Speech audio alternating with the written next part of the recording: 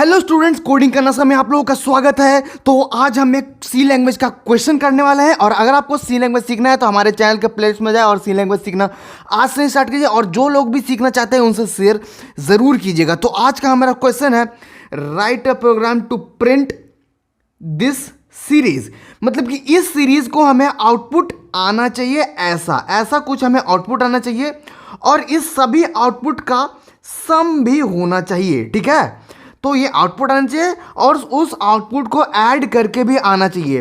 तो ये रहा हमारा कोड, इसी कोड को लिखकर हमारे ये दोनों चीज़ प्रिंट हो जाएगा। मैं आप लोगों को अभी कंपाइल करके दिखा देता हूँ। ओके, मैं अभी कंपाइल करूँगा और आप लोगों के सामने आउटपुट आ जाएगा। देखिए आया, जो मैंने कहा वही आउटपुट आया है। ये वाला हमारा प्रिंट हुआ और इन सभी का सम आया है क्या, 1 2 3 4 5। इस सभी का सम होता है 1 2 3 4 5। नहीं तो आप कैलकुलेटर का यूज करके देख सकते हो, सम करके 1 2 3 4 5 ही आएगा। ओके, चेक कर लीजिएगा।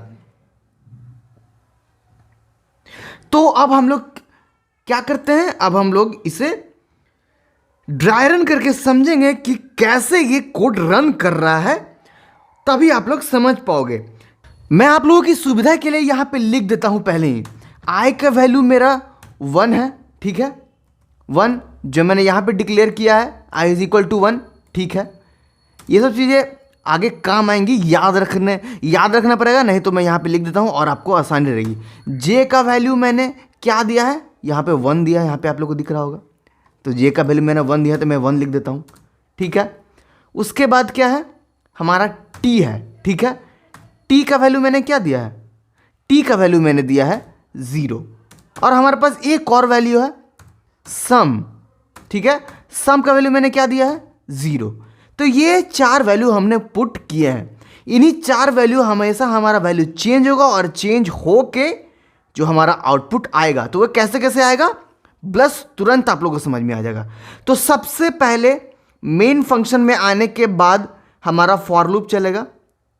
ये तो हमारा वेरिएबल्स है। ठीक है, फॉर लूप चलेगा तो क्या होगा, हमारा ये चेक करेगा कि ये फॉर लूप हमारा ट्रू है या नहीं। अगर ट्रू होगा तो अपने बॉडी के अंदर आ जाएगा। ठीक है, तो हम चेक करेंगे कि हमारी ये जो लूप है ये फॉर लूप ट्रू है नहीं। तो यहाँ पे इसको चेक किया जाता है ट्रू और फॉल्स के लिए, ये बीच वाला। ठीक है, आप लोगों को पता ही है, अगर नहीं जानते हो तो फॉर लूप चैप्टर पढ़ लो, मैंने पढ़ा रखा है, प्लेलिस्ट में जाकर देख लो। ठीक है, सी लैंग्वेज ट्यूटोरियल में मिल जाएगा। तो आई का वैल्यू मेरा 1 है। ठीक है, मैंने यहाँ पे असाइन किया है 1, यहाँ पे भी लिखा हो तो बात के लिए, यहाँ पे वैल्यू 1 असाइन किया है तो आई का वैल्यू मैंने 1 है और यहाँ पे तो 5 है ही। तो ये यहाँ पे इस साइन का मतलब क्या है, इस साइन का मतलब 5 मेरा बड़ा है। ठीक है, और आई क्या है, छोटा है। तो बिल्कुल सही है, तो ट्रू हो गया। 5 तो बड़ा है ही और आई तो छोटा है ही, तो ये हमारा ट्रू हो गया। ट्रू होने जैसे ही ट्रू होगा ये अपने बॉडी के अंदर आ जाएगा। बॉडी के अंदर सबसे पहला लाइन देखेगा, सबसे पहला लाइन इसको देखा, अच्छा ये तो प्रिंट एफ है। प्रिंट एफ का क्या काम होता है, कुछ भी प्रिंट करना। तो यहाँ पे मैंने क्या प्रिंट किया है, परसेंट में किसका वैल्यू डाला है, जे का। तो जे का वैल्यू मेरा क्या है, 1 है ना, जे का वैल्यू मेरा 1 है। तो ये अपना जब काम करेगा तो 1 प्रिंट करेगा कि नहीं करेगा, जे का वैल्यू जो भी है वो प्रिंट करेगा। तो मतलब कि ये जे का वैल्यू मेरा अभी फिलहाल 1 है तो ये 1 प्रिंट करेगा। तो इसीलिए ये जो 1 प्रिंट हुआ है उसी के वजह से प्रिंट हुआ है, इसे आप लोग ध्यान दीजिए। ठीक है, अब क्या होगा, अब जाएगा इस वाले लाइन में। जैसे ही वे इस वाले लाइन में जाएगा तो देखेगा कि j इज इक्वल टू ये वाला सॉल्व करना है। ये वाला सॉल्व करके जो भी आंसर आएगा वो j का वैल्यू बन जाएगा, मतलब कि j का वैल्यू अब हमारा चेंज होने वाला है। ठीक है, तो ये क्या है, j इंटू 10, j का वैल्यू मेरा क्या है 1 है। ठीक है, इसको हम लोग नहीं देख रहे हैं क्योंकि इसमें असाइन करना है, ये अभी इसको 0 मानिए, यहाँ पे कुछ नहीं है, यहाँ पे बस इतना देखना है हम लोग को। तो j इज इक्वल टू 1 है, उसको इंटू 10 करना है। ठीक है, तो 1 इंटू 10 क्या होता है 10, 1 इंटू 10 10 प्लस 1। ठीक है, तो 1 इंटू 10 10 होता है और 10 में हम लोग को क्या करना है, प्लस 1 करना है, तो क्या होगा 11। तो इसका आंसर आया 11 इतना दूर का। तो जब इसका आंसर 11 है तो j का वैल्यू जो भी वैल्यू हुआ 11 वो सभी चला गया j के अंदर। तो जैसे ही j के अंदर गया तो हमारा j का वैल्यू चेंज होके हो गया 11। देखिए ये यहाँ पे ये हमारे माइंड, या तो हमारे माइंड में चेंज होगा या तो ये रैम में चेंज होगा। लैपटॉप की बात करें तो ये रैम में चेंज होगा, हमारी बात करें तो हमारे ये माइंड में, दिमाग में चेंज होगा। ठीक है, यहाँ पे लिखना नहीं है, ऐसा नहीं कि यहाँ पे 11 कर देंगे, नहीं, ये गलत है, यहाँ पे 11 कभी नहीं करेंगे। ठीक है, ये रैम में ऑटोमेटिकली चेंज हो रहा है। तो अभी ये जे का वैल्यू 1 नहीं रह गया, अभी ये हमारे दिमाग में या फिर रैम में 11 हो चुका है, 11 हो गया। अब इसे हम लोग को बाद में काम आएगा। अब चलेंगे यहाँ पे, यहाँ पे क्या हो रहा है, t is equal to T into 10 plus 1। T हमारा क्या है, 0 है। ठीक है, जब t हमारा 0 है तो यहाँ पे t इंटू 10 होगा। ठीक है, तो t इंटू 10 मतलब 0 इंटू 10, 0 इंटू 10 क्या होता है, 0। ठीक है, प्लस 1, तो 0 प्लस 1 1, तो हमारा इतना दूर का आंसर क्या आया, 1 आया। तो जैसे ही 1 आया तो t का वैल्यू क्या हो गया, 1। तो t का वैल्यू चेंज हुआ और चेंज हो के हो गया 1। ठीक है, हमारे दिमाग में, रैम में चेंज हुआ और हमारे दिमाग में चेंज हुआ। इस जगह पे कुछ भी चेंज नहीं होगा। ऐसा नहीं है कि कंपाइल करने के बाद सारा चेंज होने के बाद यहाँ पे वैल्यू मतलब कि चेंज हो जाएगा, कुछ नहीं होगा। सारा रैम में हमारा काम होता है। ओके, प्रोसेसर जो भी करे वो करेगा। ठीक है, उसके बाद क्या होगा, हमारा टी का वैल्यू हो गया है 1, 0 तो रह नहीं गया यहाँ पे आप खाली ध्यान दीजिएगा, इस जगह पे ध्यान देने की जरूरत नहीं है, सिर्फ यहाँ ध्यान दीजिएगा। ठीक है, टी का वैल्यू 1 हो गया। अब आगे जाएंगे, आगे जाने के बाद क्या होगा, sum is equal to sum plus T, sum is equal to sum plus T है। तो सम क्या है हमारा, इसको छोड़ देंगे, इक्वल टू के बाद हमेशा देखते हैं। सम क्या है हमारा 0, टी क्या है हमारा 1, तो 0 प्लस 1 1, तो सम का वैल्यू हमारा चेंज होकर क्या हो गया 1। ठीक है, सम हमारा चेंज होकर 1 हो गया। अब इसके बाद कोई भी लाइन नहीं है इसके बॉडी में, इसके बाद कोई लाइन नहीं है, उसके बाद तो बॉडी के बाहर है इसका लाइन, तो ये सबसे लास्ट में चलेगा। क्यों, क्योंकि जब तक ये लूप फॉल्स नहीं होगा तो ये अपने बॉडी के बाहर आ ही नहीं सकता है। ठीक है, तो यहाँ पे लाइन सम वाला काम हुआ तो वैसे ही वो फिर से यहाँ पर आ जाएगा इस लूप में, और जैसे ही वे इस लूप में आएगा तो हमेशा राइट हैंड से साइड से चलता है, इस साइड से चलेगा। तो सबसे पहले देखिए कि अच्छा i प्लस प्लस लिखा हुआ है, मतलब कि i का वैल्यू एक इंक्रीमेंट मुझे करना है। ठीक है,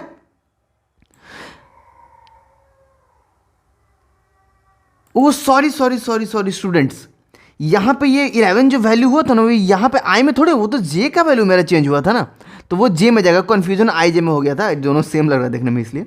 ठीक है, यहाँ पे वो 11 होगा। ठीक है, तो आई का वैल्यू इंक्रीमेंट होगा। इंक्रीमेंट होने के बाद क्या होगा कि आई का वैल्यू 1 था, तो एक इंक्रीमेंट होने के बाद ये हो जाएगा एक इंक्रीमेंट 2, 1 के बाद 2, 1 प्लस 1 2, 1 इंक्रीमेंट 2। ठीक है, तो आई का वैल्यू हमारा चेंज हो गया। आई का वैल्यू जैसे ही चेंज हुआ और राइट हैंड साइड से चलता है तो यहाँ पर आएगा, फिर ये चेक करेगा इस वाले कंडीशन को।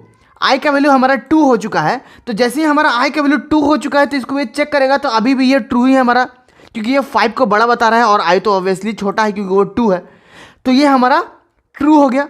ट्रू होने के बाद फिर से अपने लूप में आएगा। अब आपको थोड़ा सा क्लियर होगा इस लूप में, ध्यान दीजिएगा। जब दोबारा ये लूप में आया, प्रिंटफ जे करना है, इसे जे का वैल्यू को प्रिंट करना है।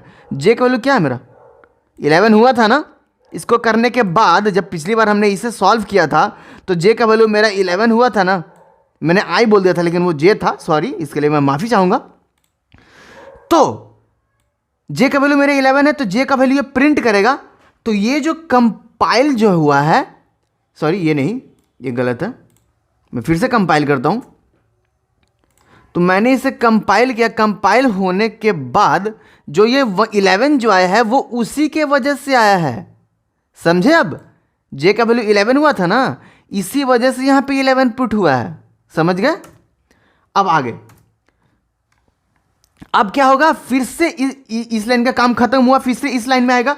फिर से इस लाइन में आने के बाद क्या होगा कि जे इंटू 10 प्लस 1, तो जे का वैल्यू मेरा 11 है, उसको इंटू 10 करेंगे। ठीक है, तो 11 इंटू 10 क्या होगा, 11 इंटू 10 होगा 110, 110, उसमें प्लस करेंगे 1 तो क्या होगा 111। ठीक है, 111 होगा ना, तो जब इसे सॉल्व करेंगे और 111 होगा तो जे का वैल्यू ऑटोमेटिकली 111 हो जाएगा, कि इसका वैल्यू सारा हम कहते हैं कि इसका इक्वल हो जाए, तो जे में चला जाएगा, तो जे का वैल्यू चेंज होके हो जाएगा 111। ठीक है, यहाँ पे अब जे का वैल्यू फिर से चेंज हो गया। अब बाद में इसकी हमारी ज़रूरत पड़ेगी। टी का वैल्यू, अब इसमें आते हैं तो टी इंटू 10+1 है, ठीक है। तो टी का वैल्यू मेरा 1 है, ठीक है। तो 1 इंटू 10 क्या होगा, 10 ही हो जाएगा, +1 11, ठीक है। 1 इंटू 10 10 हो गया, +1 करेंगे तो 11 हो जाएगा, ठीक है। और 11 क्या होगा, टी का वैल्यू हो जाएगा, टी का वैल्यू 11 हो जाएगा ना। तो यहां पे हम टी का वैल्यू को 11 चेंज कर देते हैं, ठीक है। टी का वैल्यू अभी 11 चेंज हुआ इसलिए चेंज कर दिया। उसके बाद जाएगा सम में, ठीक है। सम में जाने के बाद क्या होगा कि सम प्लस टी चेक कराया, क्या रे सम का वैल्यू तो मेरा 0 था लेकिन वो 1 हो गया था, यहां पे मैंने लिखा है ना 1। तो जब ये 1 हो गया था अब फिर प्लस टी करना है, मतलब कि सम प्लस टी, मतलब कि सम का 1 है और टी का वैल्यू मेरा 11 है। टी का वैल्यू मेरे 11 है और सम का वैल्यू क्या है 1 है। तो 1 + 11 क्या होगा, 12 होगा ना। तो सम का वैल्यू मेरा क्या हो गया, 12 हुआ कि नहीं, ओके। तो सम का वैल्यू मेरा चेंज होकर 12 हो चुका है। अभी ये वाला लाइन नहीं चला क्योंकि मेरा लूप फॉल्स अभी हुआ नहीं था, ट्रू था तब नहीं इसलिए हम लूप में के अंदर आए थे। तो फिर से दोबारा से इस लूप में जाएगा, राइट हैंड साइड से जाएगा। तो पहले i प्लस प्लस है तो i इंक्रीमेंट की वजह से हो जाएगा, i का वैल्यू चेंज होके हो जाएगा कितना, चेंज होके हो जाएगा 3, एक इंक्रीमेंट होगा ना, 2 से 3 हो जाएगा। तो 3 होने के बाद फिर से इसे चेक करेगा तो फिर से 3 हमारा छोटा ही है और 5 तो बड़ा ही है, तो बिल्कुल वो सही बात है इस साइन के हिसाब से। तो फिर से ये ट्रू हो जाएगा, फिर से ये प्रिंट एफ में जाएगा, फिर से जे को हमारा प्रिंट करेगा। तो फिर से जब जे को प्रिंट करेगा तो 1 1 1 प्रिंट हो जाएगा। तो ये देखिए ये जो हमारा तीसरी बार जो 1 1 1 प्रिंट हुआ ना उसी की वजह से प्रिंट हुआ है, ओके। जब वो प्रिंट किया उसके बाद क्या है, j = j इंटू 10+1 आया, ठीक है। तो j हमारा क्या है 1 1 1 है, उसको इंटू 10 करेंगे तो 1 1 1 इंटू 10 करेंगे तो 1 1 1 0 होगा। आप इंटू करके देख लीजिए कैलकुलेटर में, नहीं तो मैं कर देता हूं। 1 1 1 इंटू 1 0 कितना आया, 1 1 1 0 आया ना, 1 1 1 0। तो 1 1 1 0 में हम क्या करेंगे, +1 करेंगे। तो 1 1 1 0 में +1 करेंगे तो क्या आएगा 1 1 1 1, हाँ। तो 1 1 1 इसका अब तो जे का वैल्यू चेंज हुआ ना हमारा, तो 1 1 1 हो गया, 1 4 बार 1 हो गया, तो उसका काम खत्म। अब चलेंगे इस वाली लाइन में, तो t इंटू 10+1, t क्या है हमारा 11 है हमारा, इंटू 10 करेंगे 11 इंटू 10 1 1 0 हो गया, फिर उसमें प्लस करेंगे 1 तो 1 1 1 हो गया। तो t का वैल्यू क्या हो गया हमारा, तो 1 1 1 हो, t का वैल्यू मेरा 1 1 1 हो चुका है। तो उसके बाद फिर से ये लास्ट लाइन में आएगा, तो सम प्लस t है, तो सम का वैल्यू मेरा 12 है और t का वैल्यू मेरा 1 1 1 है, ठीक है। तो यहाँ पे मेरा 12 हो जाएगा, यहाँ पे 1 1 1 हो जाएगा और दोनों को ऐड करेगा, ओके। तो दोनों को ऐड करने के बाद कितना आएगा 1 1 1 प्लस 1 2 कितना आएगा बताइए। तो इसे हम प्लस करेंगे तो आएगा 1 1 1 प्लस 1 2 कितना हुआ 1 2 3 हुआ ना, हाँ। तो मेरा सम का वैल्यू अब हो जाएगा, इसको जब प्लस करेंगे तो दोनों आंसर जो सम में जाएगा तो सम का वैल्यू हो जाएगा मेरा 1 2 3, ठीक है 123 1 2 3। तो इसका अब यहाँ तक काम खत्म हो गया। जब यहाँ तक काम खत्म हो तो फिर से फॉर लूप में जाएगा, फिर से फॉर लूप में जाने के बाद यहाँ पे आई का इंक्रीमेंट होगा, आई का वैल्यू चेंज होकर हो जाएगा 4। आई का वैल्यू जब चेंज होकर 4 हो जाएगा तो इसे चेक करेगा तो ये फिर से ट्रू ही है, फिर से ये ट्रू ही है क्योंकि 5 बड़ा है 4 छोटा है, ठीक है। फिर से ये प्रिंटफ में जाएगा, प्रिंटफ में जाने के बाद फिर से ये जे को प्रिंट करेगा, जे को जैसे ही प्रिंट करेगा तो 4 बार 1 प्रिंट होगा। तो ये हमारा जो 4 बार 1 प्रिंट हुआ ना उसी की वजह से प्रिंट हुआ है, ओके। वहाँ पे प्रिंट हो गया, उसके बाद फिर से इस वाले जे में जाएगा तो यहाँ पे देखा कि जे इंटू 10 है, मतलब 1 1 1 1 इंटू 10 मुझे करना है। तो जब 1 1 1 1 इंटू 10 करेगा तो आएगा 1 1 1 1 0, ठीक है। तो 1 1 1 1 0 आएगा, आप कैलकुलेटर में खुद कैलकुलेट कर लीजिएगा इतना। तो 1 1 1 1 0 आएगा, उसमें हम +1 भी करेंगे। तो 1 1 1 1 0 में +1 करेंगे तो आएगा 1 1 1 1 1, मतलब कि 5 टाइम्स 1, ठीक है। तो जब इसको सॉल्व करेंगे तो आएगा 5 टाइम्स 1, तो जे का वैल्यू हो जाएगा 5 टाइम्स 1, तो यहाँ पे जे का वैल्यू चेंज होगा तो 5 टाइम्स 1 हो जाएगा। 5 टाइम्स 1 होने के बाद क्या होगा कि टी में जाएगा, उसके बाद ठीक है। टी में जाएगा तो उसके बाद क्या होगा, टी इंटू 10, टी का वैल्यू क्या है 111, इंटू 10 करेगा तो 1110 हो जाएगा, फिर उसमें प्लस 1 करेगा तो क्या हो जाएगा 1111, तो टी का वैल्यू मेरा चेंज होकर 1111 हो चुका है 4 बार 1, ठीक है 4 टाइम्स। फिर उसके बाद जाएगा सम में जाने के बाद क्या है, सम प्लस टी है, सम का वैल्यू मेरा क्या है 1 2 3 है, टी का वैल्यू क्या है 1111 है, तो 1 2 3 4 हमारा आंसर आएगा। अगर आप चाहो तो मैं करके दिखा देता हूँ। देखो मेरा क्या है 1111 है, प्लस उसमें क्या करना है, उसमें 1 2 3 1 2 3 4 आया कि नहीं आया, आया। तो मतलब कि ये जो सम है उसका वैल्यू क्या हो गया, इन दोनों को प्लस करने के बाद सम का वैल्यू हो गया 1 2 3 4, ठीक है। अब उसके बाद फिर से इसी लूप में जाएगा, जाने के बाद आई प्लस प्लस है तो प्लस प्लस के कारण हो जाएगा इसका वैल्यू हो जाएगा 5, एक इंक्रीमेंट होने के बाद फिर से इसे चेक करेगा। तो इस बार देखिए ना बड़ा ना छोटा, क्योंकि 5 आई का वैल्यू 5 है, यहाँ पे 5 है, तो बड़ा छोटा का बात तो यहाँ पे खत्म हो चुका है। तो खत्म हो चुका है तो यहाँ पे ये चेक करेगा ग्रेटर स्मॉलर तो है ही नहीं, तो ये जो इक्वल टू साइन है ना यहाँ पे वो वर्क करेगा। इक्वल टू साइन जब वर्क करेगा तो यहाँ पे ये दोनों इक्वल हो जाएगा, 5 और 5 इक्वल होने के बाद ये ट्रू हो जाएगा, क्योंकि हाँ वो सही है, इक्वल है। ट्रू होने के बाद ये प्रिंटअप में जाएगा और जे को प्रिंट करेगा। जे का लास्ट बार प्रिंट क्या करना है 1 1 1 1 1, 5 बार 5 टाइम्स 1, तो ये जो लास्ट वाला जो 5 टाइम्स 1 जो प्रिंट हुआ ना उसी की वजह से प्रिंट हुआ है, ठीक है समझ गए। जब वो प्रिंट कर दिया उसके बाद फिर से जाएगा जे में, तो जब ये जे में जाएगा, जब ये जैसे ही जे में जाएगा तो जे में जाने के बाद ये इसका वैल्यू फिर से हो जाएगा 1, 6 बार 1, 6 बार 1 हो जाएगा, लेकिन ये कभी प्रिंट नहीं होगा 6 बार 1, ठीक है। कैसे नहीं प्रिंट होगा अभी पता चल जाएगा आपको। 6 बार 1 हो गया, ठीक है। फिर ये वाला जब सॉल्व होगा तो सॉल्व करने के बाद टी का वैल्यू हमारा हो जाएगा 5 बार 1, ठीक है। यहाँ पे 5 बार 1 हो जाएगा, इसको सॉल्व कर लीजिएगा आप, ठीक है। जब 5 बार 1 हो जाएगा उसके बाद जाएगा सम में जाने के बाद क्या होगा सम प्लस टी, मतलब कि इसको और इसको सम करना है, ठीक है सम करना है ना। तो जैसे ही हम इसको सम करेंगे तो आएगा 1 2 3 4 5, मैं आपको सम करके दिखा। तो जब हम इसे सम करेंगे तो क्या होगा 1 1 1 1 1, ठीक है, इसे मैंने लिखा।